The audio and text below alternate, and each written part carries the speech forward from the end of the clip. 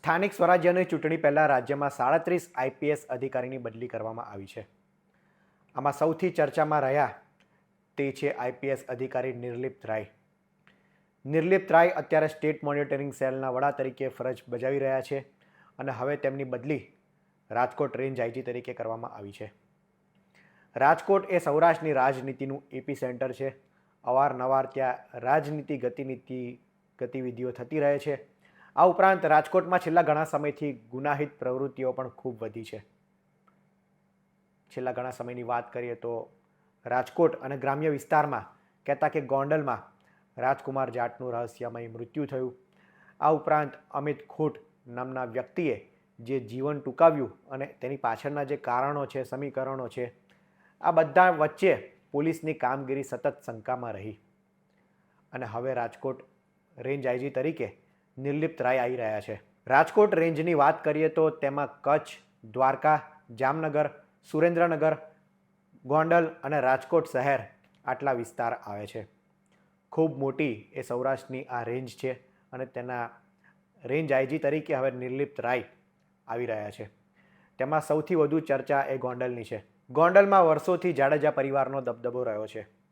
એ જયરાજસિંહ જાડેજા હોય કે અનિરુદ્ધસિંહ જાડેજા, સતત એ વિવાદોમાં રહ્યા છે અને ગોંડલ અને રીબડામાં તેમનો દબદબો એ કાયમ રહ્યો છે. અને સમયાંતરે ઘણી બધી ઘટનાઓ એવી બનતી હોય છે કે પોલીસની કામગીરી પર સવાલ ઉઠતા રહે છે. વિસ્તારમાં સ્થાનિક નેતાઓની નેતાગીરી પર પણ સવાલ ઉઠતા રહે છે. છેલ્લા ઘણા સમયથી પાટીદાર નેતાઓ ગોંડલમાં સક્રિય થયા છે અને ખાસ રસ દાખવી રહ્યા છે. ત્યારે હવે પાટીદાર નેતા નિખિલ ડોંગાની સોશિયલ મીડિયા પર પોસ્ટના કારણે ખળભળાટ મચી જવા પામ્યો છે. નિખિલ ડોંગાએ પોતાની ફેસબુક પર પોસ્ટ કરતા લખ્યું છે કે એક શક્તિશાળી બાહુબલી ગણાતા રાજકીય નેતાએ પોતાના સંપૂર્ણ પ્રયાસો કર્યા છતાં પણ જાંબાજ પોલીસ અધિકારી નિર્લિપ્ત રાય સાહેબની રાજકોટ જિલ્લામાં થતી રેન્જ આઈજી તરીકેની બદલી રોકી શક્યા નહીં.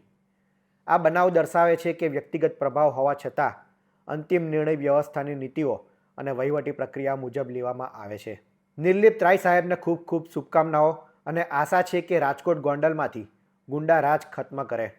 નિખિલ ડોંગાએ નામ લીધા વગર જયરાજસિંહ જાડેજા પર પ્રહાર કર્યો છે. તેમણે કહ્યું છે કે રાજકોટ અને ગોંડલમાંથી ગુંડા રાજ હવે ખત્મ થશે. નિખિલ ડોંગાની વાત કરીએ તો તેઓ યુદ્ધ એજ કલ્યાણ નામનું એક ગ્રુપ ચલાવી રહ્યા છે જેમાં પાટીદાર સમાજના યુવાનો મોટી સંખ્યામાં જોડાયેલા છે. નિખિલ ડોંગા પર ઘણા કેસો પણ ચાલી રહ્યા છે અને તેના જ કારણે ગોંડલમાં તેમને પ્રવેશબંધી છે. એટલે ગોંડલથી દૂર તેઓ રહી રહ્યા છે, પરંતુ ગોંડલમાં તેમના સમર્થકો એ સક્રિય છે. અને પાટીદાર નેતાઓની વાત કરીએ તો અલ્પેશ કથરિયા, જિગીસા પટેલ એ થોડા સમય અગાઉ ગણેશ ગોંડલે કરેલી ચેલેન્જ બાદ ગોંડલ આવ્યા હતા, પરંતુ ગોંડલમાં તેમને જાકારો મળ્યો હતો. તેમની ગાડી પર હુમલો થયો. ઘણા બધા લોકો ત્યાં વિરોધ પ્રદર્શન કરવા આવ્યા હતા, પરંતુ તેમ છતાં જિગીસા પટેલ અત્યારે ગોંડલમાં સક્રિય છે.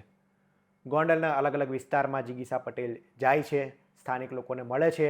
તેમનો વિરોધ પણ એટલો જ થાય છે, પરંતુ તેમ છતાં તેઓ અલગ અલગ ગામમાં જાય છે. ત્યાંની સમસ્યાઓને વાચા આપવા માટે સોશિયલ મીડિયા પર પોસ્ટ કરે છે. તેમના વિડીયો અવારનવાર આવતા હોય છે. તાજેતરમાં જ તેમની પર હુમલો પણ કરવામાં આવ્યો હતો.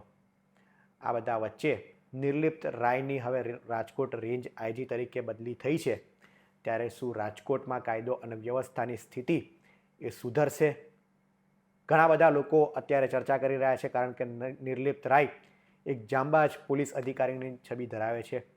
તેના માટે કહેવાય છે તેઓ કોઈથી ડરતા નથી અને કોઈની વાતમાં આવતા નથી. કોઈની સહેશરમ રાખ્યા વગર કાર્યવાહી કરે છે. તેના જ કારણે અત્યારે પાટીદાર નેતાઓ નિર્લિપ્ત રાયની રાજકોટ રેન્જ આઈજી તરીકે બદલી થઈ છે તેને લઈને ખુશ નજરે પડી રહ્યા છે. બીજી તરફ જયરાજસિંહ જાડેજા છે, તેઓ અવારનવાર ચર્ચામાં રહે છે. તેમનો દીકરો ગણેશ ગોંડલ પણ ચર્ચામાં રહે છે. ઘણી બધી સામાજિક સેવાઓ પણ જાડેજા પરિવાર દ્વારા કરવામાં આવતી હોય છે, પરંતુ કેટલીક એવી ઘટનાઓ બને છે જેને કારણે એ સવાલો ઉઠતા રહ્યા છે. અને પાટીદાર નેતાઓ ખાસ એવું કહી રહ્યા છે કે ગોંડલ એ મિર્ઝાપુર બની ગયું છે. ગોંડલની આ ચુંગાલમાંથી, ગુંડાઓની ચુંગાલમાંથી હવે અમે છોડાઈશું. એવું પણ કહેવામાં આવે છે કે તેઓ ઘણા બધા ગોંડલમાં રહેતા લોકો એ જયરાજસિંહથી નારાજ છે, તે પણ કોઈ બોલી નથી શકતું.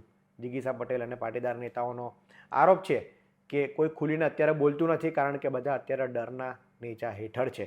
ત્યારે આગામી ચૂંટણીમાં અમે આ ડર દૂર કરીને એક પરિવર્તન ગોંડલમાં આવશે તેવી વાત પાટીદાર નેતાઓ કરી રહ્યા છે.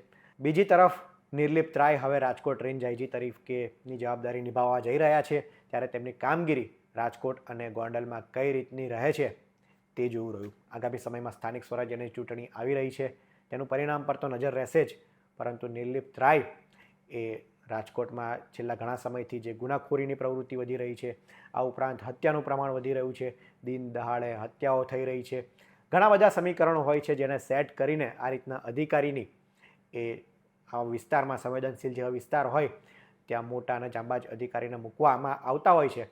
ત્યારે આગામી સમયમાં જોઈએ કે ગોંડલ અને રાજકોટમાં કેવી પરિસ્થિતિ થાય છે. આ અંગે આપ શું માની રહ્યા છો તે અમને કોમેન્ટમાં જરૂર જણાવશો.